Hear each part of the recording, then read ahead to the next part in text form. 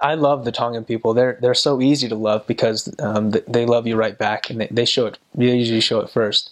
You couldn't walk down the street in Seaside without being honked at by a friendly Tongan. They'd always wave to you, even if they weren't members of the church. There are many times where I'd just be walking the street with my companion and trying to talk to people, and you'd see some Tongans walk up and they just hand you money, and you're like, oh no, we can't accept money, and they give it to you and they run away because they're just so nice. They'll do whatever they can to help the missionaries, and again, even if they're not even part of the church, they recognize that we're there to help people come closer to Christ, and they respect that. A funny thing about them also, that sometimes they would always forget that they signed up to feed us for a dinner. We have a calendar that would go around, and we'd call them the night before, and we'd say, hey, we have you down for a dinner appointment tomorrow. Is that okay? Can you still feed us? And they're like, yeah, come over at 6. And so we'd go over at 6, and we'd go knock on their door, and they'd open the door.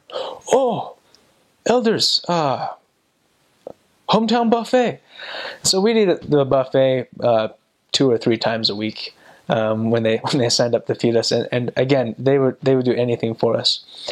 Something else I noticed that it kind of made me uncomfortable, but it's the culture. Whenever they invite us over to eat at their house, a lot of times they'd give us all the food that they prepared for us, and then they'd go sit on the couch, or they'd kind of sit next to us, but they wouldn't eat while we were there, because it was all about the missionaries and having them in their home and being able to feel the Spirit with our message or whatever it was.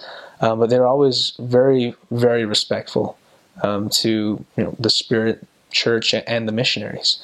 They'd give us the food, and they'd sit down. Oh, we'll eat later, they'd say, and we just eat. And sometimes I felt bad. We'd eat in front of them, and they'd just eat whatever we left. Or they'd give us all the leftovers, which was usually enough to feed us for the rest of the month. They always fed us so much. Tongans are very good singers. They can all harmonize together, and they usually don't need a book.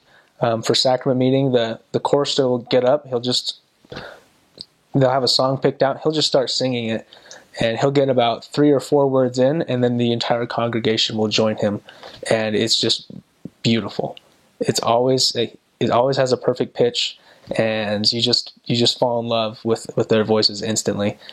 It's a very spiritual moment.